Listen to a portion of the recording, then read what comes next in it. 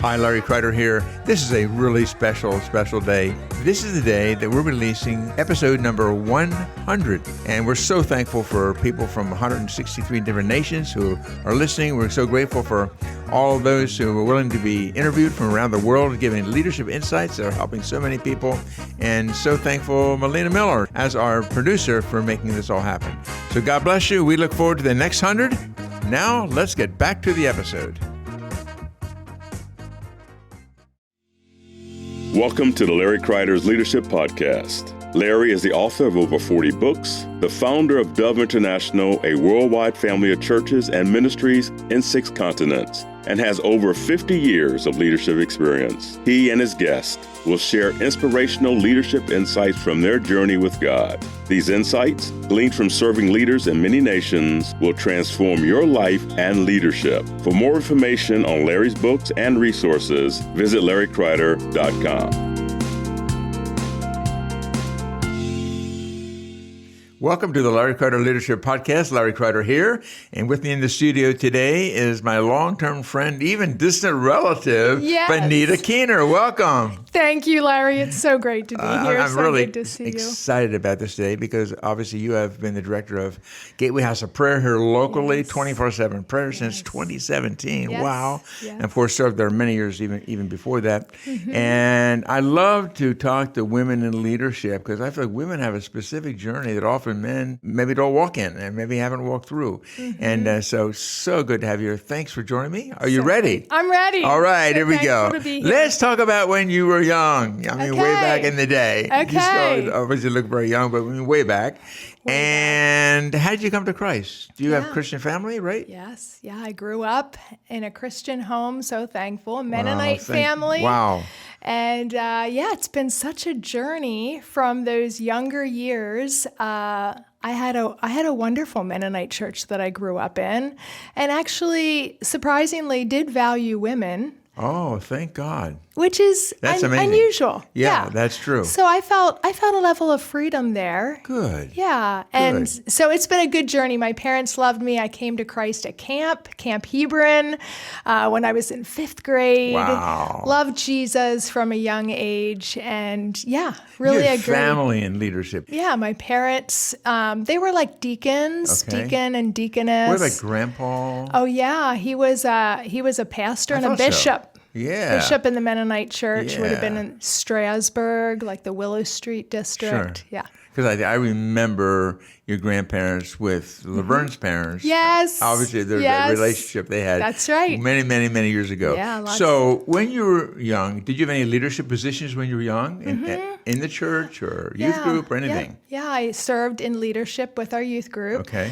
We didn't have positions, just like a leadership team. And so at a young age, I was given a lot of opportunity. I would say I learned what it meant to serve on team. Sure. At a young age, Sure. and that was a great opportunity. I learned team playing sports at a young age, but in the church, and even probably at a young age, something that really sticks out is that I waitressed in my teenage years, and some of the women that I worked with came to Christ, and we started a small group in my home. Wow. Yeah, so that was a really pivotal moment personally for me in actually leading instead of saying, hey, you can go to our pastor and learn all of these things. I was digging for truth in my teenage years, like, oh my word, I don't have answers to the questions they're asking me. And so it really caused me to dive deep into the word and what I believed rather than just what my parents believed. Sure. So anyone who's young thinking about leadership now, you're saying, keep your eyes open. There may be something God will lead you into now where you can lead 1 or 2 or 3 people in a Bible study or a small group or whatever. I mean, we did the same. That's how we learned about leadership, obviously. I remember reading about D.L. Moody, the great evangelist, years ago, and he went to his pastor and said, could I teach a Sunday school class? Yeah. And they said, well, we have teachers for that. He said, well, could I start one? So he went out in the streets and gave candy to kids. Oh, invited my them. goodness. Yes. Yeah, really. That's it. And he had the largest Sunday school class there. That's beautiful. beautiful. Beautiful. I think God loves to do that. Yes, and I didn't know at the time what he was developing in me that was so beautiful for years to come. Just gathering after work weekly for a couple years. Right. And women, it was women that never knew the Lord and also women that were far from the Lord. Wow. That had made a decision to follow Christ years ago. And we came alive in those years. How old were you when I was 16. Wow. 16, 17, yeah. I hope everyone's hearing this. If you're 15, 16, 17, you're called to be a leader. Exactly. You can do that now. Any age. Yep. Exactly. Any age. So what are some things that you wish you would have known when you started? One thing that I didn't know about myself at a young age is my prophetic gift. Okay. And a prophetic person sees very black and white. Right. And sometimes doesn't know timing really well.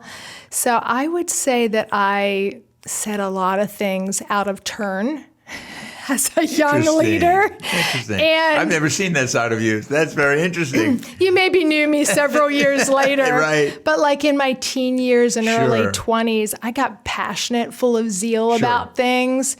And I think that I spoke out of turn many times and didn't understand that maybe what I was seeing or hearing from the Lord was for a year from now rather than right now. Exactly. Let's talk more about the prophetic, because how did you learn that you were prophetic? How did that door open for you? Yeah. Because many people are prophetic today. They don't even know they're prophetic. Sure. There's no room in their theology even for that. Sure. So coming out of high school, I went into Youth Evangelism Service. Yes. It'd be like a YWAM. Sure. Mennonite church. Yep. Got it. Training in Philly, then to Honduras, to the nations. And it was during that time I really learned to hear God's voice. Beautiful. And then, I had never heard that even in my younger years. Learned about the Holy Spirit, learned about the prophetic. And so it was during that time that I came alive to God's voice. And so then coming out of that season, I was very much activated to hear God and speak the things that he was saying. I really did. I tried not to judge and be critical, but there was an edge to what I was saying that I had to apologize pretty often. How did you learn that? Did people corner you and say, look, you need to change how you're doing this? Or how did that all happen? I did have a kind pastor that would say things. And even I was leading, when I came back from Yes, I led a Sunday school class for our youth. Okay. And they were coming alive, but youth are also honest. So there were people that sharpened me in that season. I would say they were sandpaper and took off the edges that needed to happen. We all need brother and sister sandpaper, don't we? Yeah. And then, just that whole journey, I would say I never really had someone that was walking in the prophetic that mentored me when I was young. Okay. But I started, I would say a couple years after this, reading the Elijah list. Sure. Do you know what I'm talking about? Sure do. National, global words. Sure. And so I was amazed. I was discipled by that, actually. Interesting. I was amazed at the things that I was hearing and how they fit with what was being spoken at a national or global level. And I would be like, wow, I'm actually hearing God. These things are important. These are needed. And so I would learn just by reading those words and then actually trying to activate myself. Every day I would say, God, could you give me a word that I would have for somebody else? I did this in my 20s. And so what could have been a word of encouragement often ended up being a prophetic word for somebody. Sure. And so God trained me in timing and all of that in a season with him, actually, personally. Later on, probably a decade later, I got around a lot of prophetic people that sharpened that gift. But in the early days, it was just me and God trying this out. Wow. And reading Elijah list and saying, God, help me. I don't know what I'm doing. So he was so gracious. You were kind of mentored by the Elijah list then. Yeah. That's Yes. amazing. Yeah. And of course, I've been mentored by leaders who've gone on before me. I read their Yes. books, Yes. so Same. we obviously all did. Tell us about your family, your husband, your children. Oh, yes. I'm married to Brent. We were junior high school sweethearts the whole way through. Man, I can say so many great things about him. He's been such great an guy. anchor for me all Sure. these years and has released me to be who I'm called to be. I mean, beautiful. it's the greatest gift in my life. I have 4 children, 2 daughters, 2 sons, 3 of them married. And you're a grandma, right? I'm a grandma. That's I'm a nana. amazing. I'm a nana. 4 grandchildren, 1 coming in 3 weeks. Wow. So, 5. So it's a beautiful season, a new season for us just in the last couple years. Yeah. And we love it. Now, we wanted to get into Gateway House of Prayer soon, but before we do, you mentioned the term mentor. Yeah. Are there people who've mentored you? Have you had spiritual moms, dads in your life that have helped you? Yeah. Talk about that, because that's so important, I think, for especially younger leaders to Yes. realize mentors can make all the difference in the world. And as we both said, you can be mentored through the Elijah list or through Yes. something you read Yes. also. Yes. But it's good to have, some people with skin on sometimes to Yes. mentors also. Oh my goodness. I am so grateful. In my mid-20s, coming out of college, early days of marriage, I was crying out for a mentor. I felt desperate. God actually was leading me into prayer and even understanding spiritual warfare, the prophetic, some of these things we're talking about. And I was like, God, I don't know what I'm doing. Send somebody. And I literally cried out for 3 years. And I would point out people at church and say, is she the one? Is she the one? And he'd be, nope, nope. So it was a 3-year period where God personally trained me. Wow.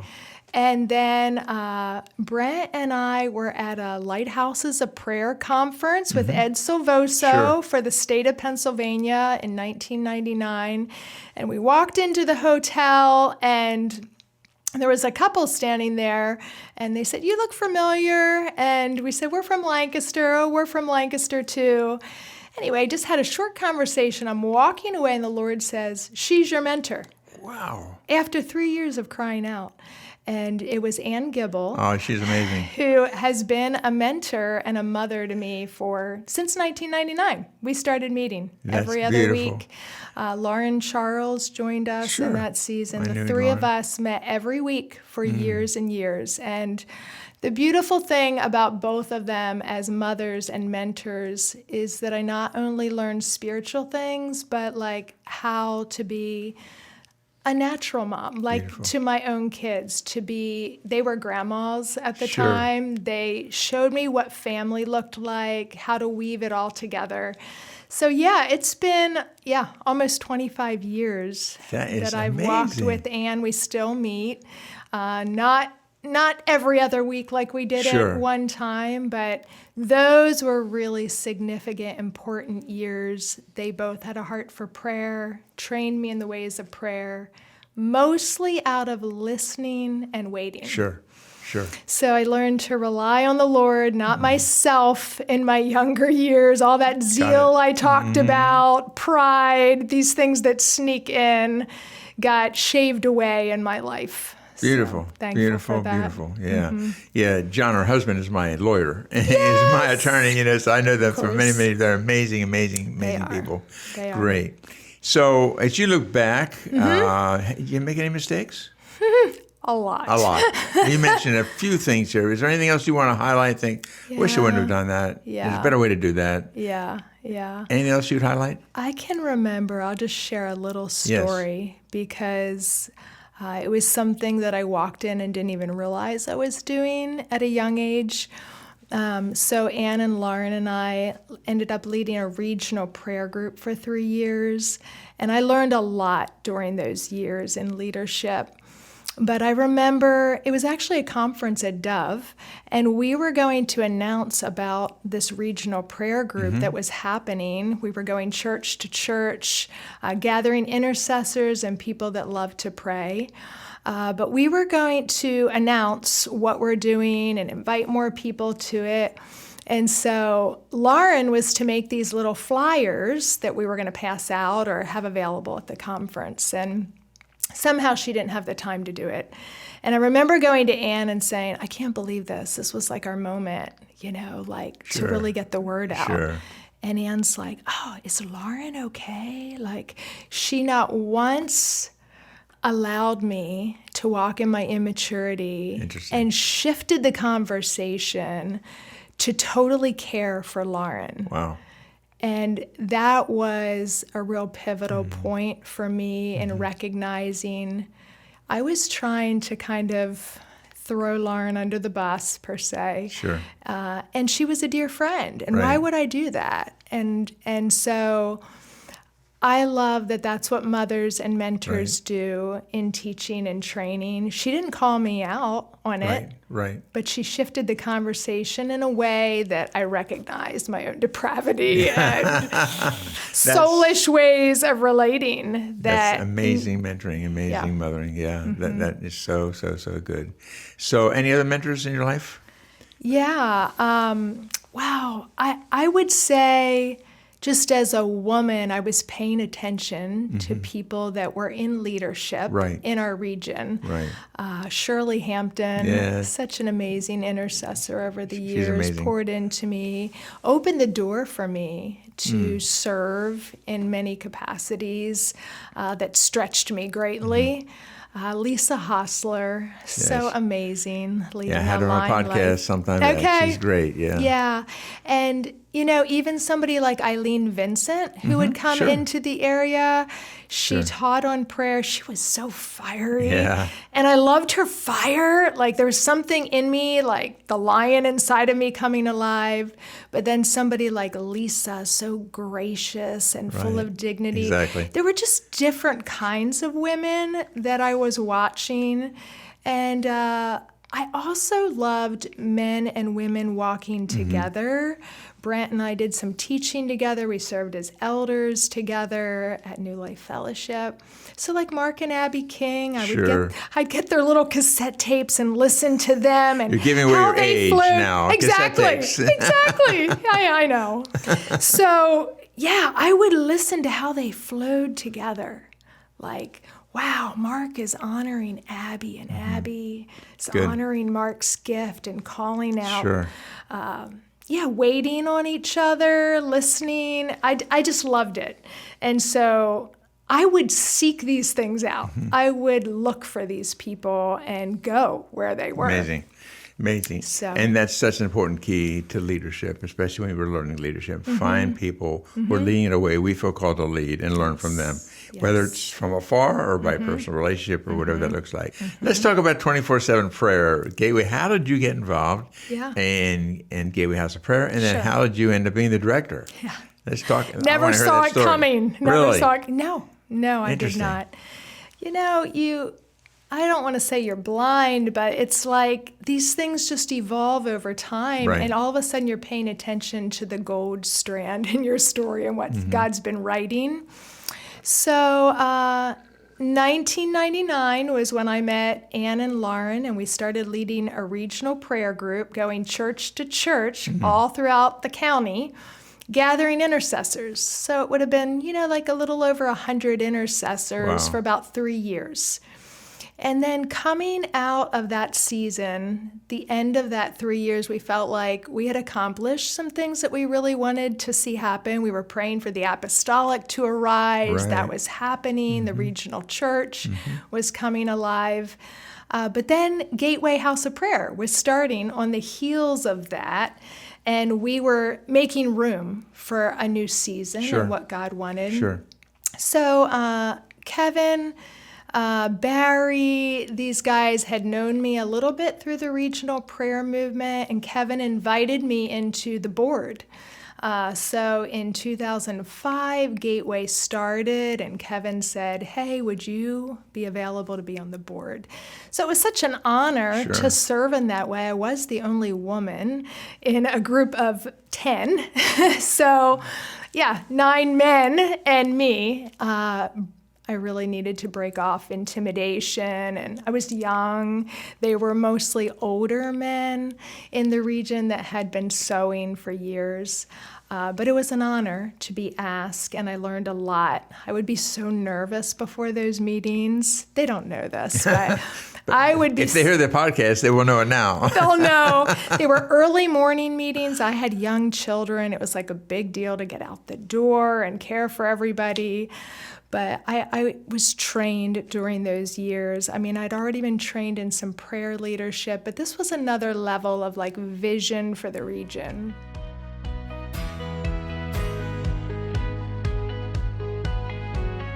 Hi, Larry Kreider here. Before we continue with the episode, I want to announce my new segment, Ask Larry. It premieres in Season 3 of the podcast. I want to hear from you. Starting next season, I'll be answering your leadership questions and covering the leadership topics that you want to hear about. To submit your questions, visit the show notes and click the link below. And as always, thank you for listening. Now, let's get back to the episode.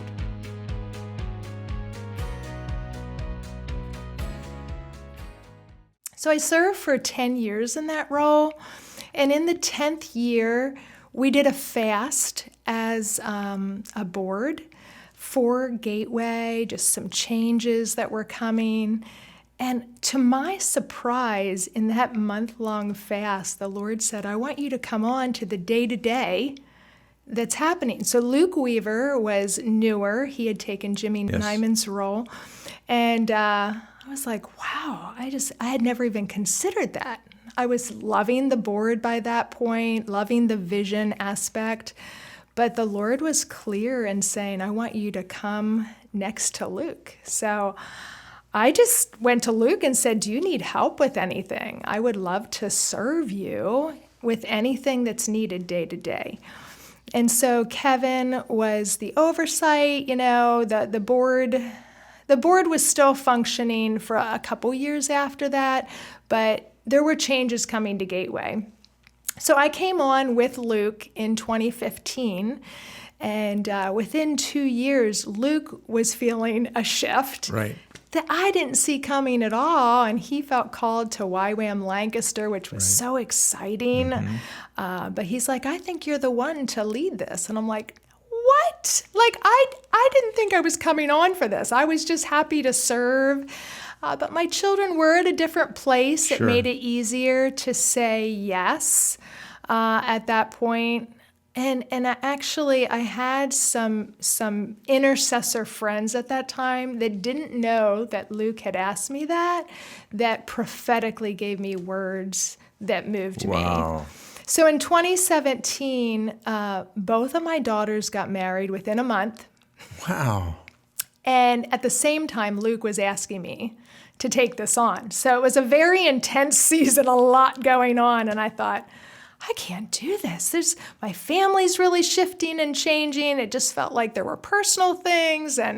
But these words came from intercessor friends. You've been made for this. Beautiful. Look at your storyline. Beautiful. It was a lot of questions for the Lord, but he so graciously led me in, and Luke graciously was affirming, supporting, and it's amazing. He's 2 miles down the road, and now we get to walk together in ministry.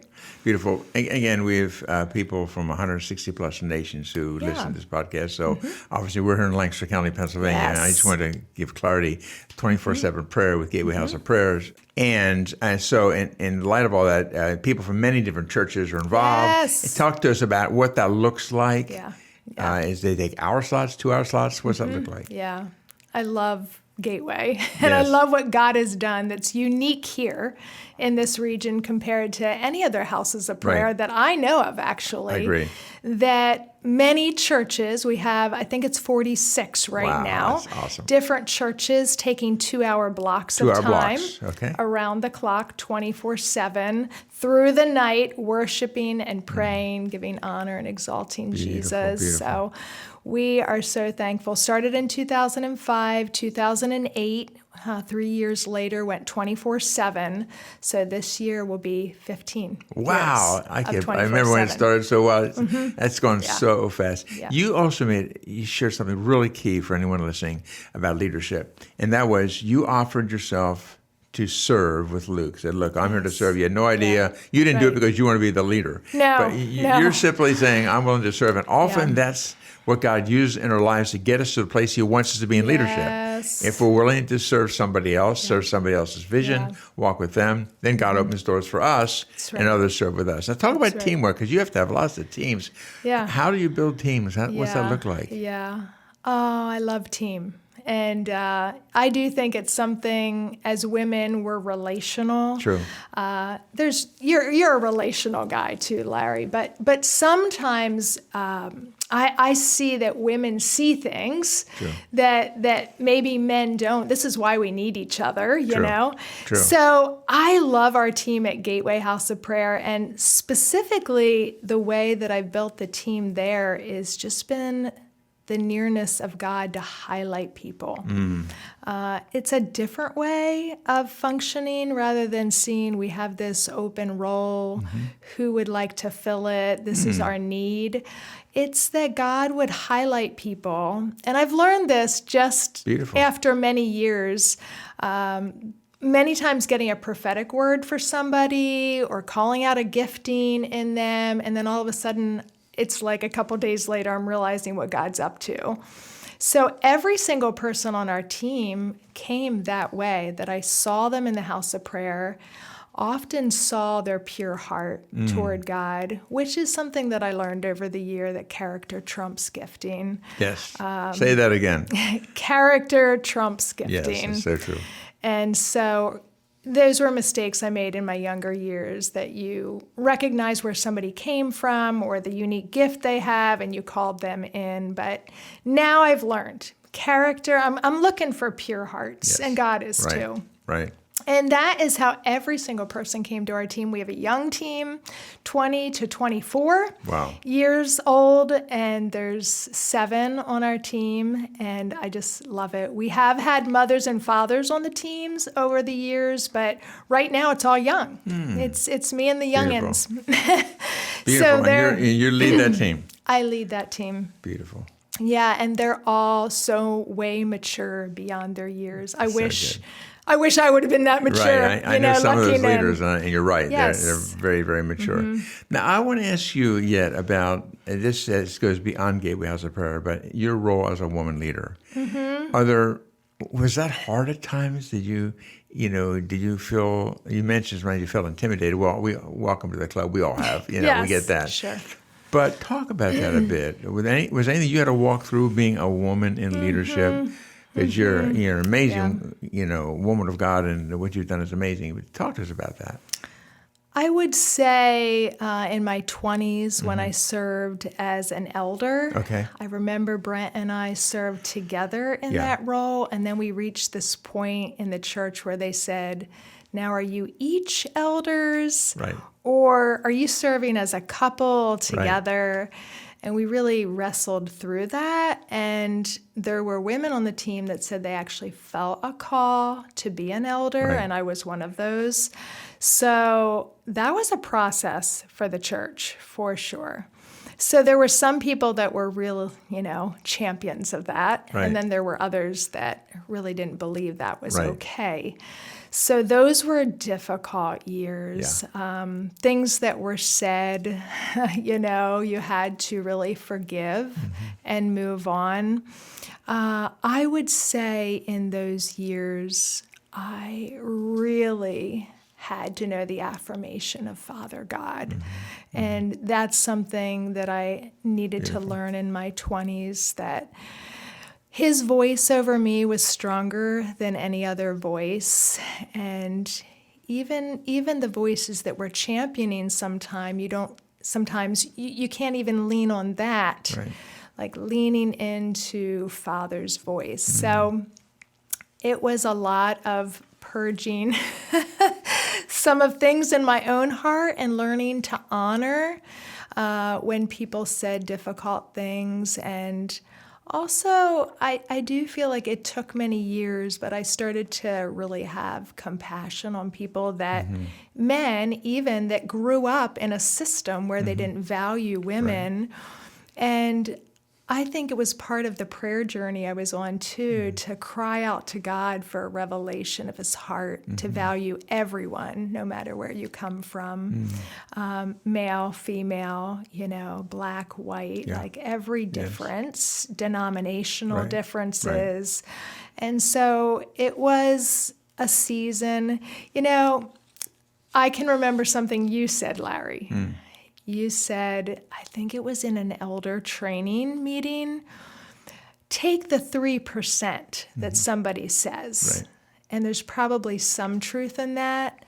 So instead of disregarding that person or what they had said, there was this level of honor of everybody. And you taught that and demonstrated that so well, that even these people that were critical about who I was or being a woman at the time, I could take the 3% and say, God, what are you saying about this? So forgiving quickly, letting go of comments that were made from the elder team at that time to Gateway when I started. I can remember, I think it was my first weeks as director at Gateway, there was a man that came bustling in and said, it's a shame that no man could step up and take this role and that you had to take it. Oh, that's terrible. And I just was in disbelief. And I was sorry. I'm so sorry you think that. I didn't even know how to respond. That's all I said. I'm so sorry you think that. Because I felt such a call at that point. But forgiving, there was a whole group of people around. They all heard that. And they were so compassionate, and said, we're behind you. Yeah. And I hardly knew those people in the foyer. This guy just came bolting in. Well, Bonita, thank you. Thank you for paving the way. Thank you for forgiving when you need to forgive. Thank you for being a model of what a true woman in leadership is and can be in the body of Christ. You're opening doors for thousands of women in the future because of your obedience to God, and we're so grateful. If somebody wants to know more about Gateway House of Prayer, how do they do that? GatewayHouseOfPrayer.com. That'll work. Okay. So everyone listening, check out the show notes. You can find out more about Bonita, more about Gateway House of Prayer, more about some of the things we talked about here on this podcast. Any last minute words of wisdom you have or anything that you'd like to share yet about leadership before we close today, Bonita? So good to have you here. Oh, so good to be here. Probably honor. Honor is just, we can honor each other. And I just see that that's what's happening in our region right now, just honor of the old, honor of the young, what God's doing. And that it's the advancement of the kingdom is coming because of great honor in our relationships. Yeah. It's been happening. You've been doing that for years and have been such a model. Thank you for being a father. You're very kind. Thank you. You're very, very kind. We're so grateful for the vision that Barry Whistler had, initially. Of course, Kevin Eshelman and so many others right now to see all this happen. Absolutely. Just these guys and gals have been friends. In this area, there's been this deep friendship among so many leaders. Beautiful. It's been a great blessing to us, and we believe for the next generation. Amen. Believe in God for a major move of God among a younger generation, but not just younger, it's all the generations together. Yes. Amen. That's it. I'm looking forward to it. The best is yet to come. You've got it. Thank you, Bonita, so much for being on the Larry Kreider Leadership Podcast. Yes. And again, check out the show notes. And we're here week after week, interviewing people from throughout the world, learning about leadership, what we've all learned about leadership. So we feel like if we can make these small adjustments in our lives, that it can make a major difference, not in our lives, but those we serve in the future. Yes. So God bless you. Look forward to having you back here next week. Thank you for listening to Larry Kreider's Leadership Podcast. If you want more information about any of Larry's books, daily devotionals, small group resources, or any other teachings, go to LarryKreider.com.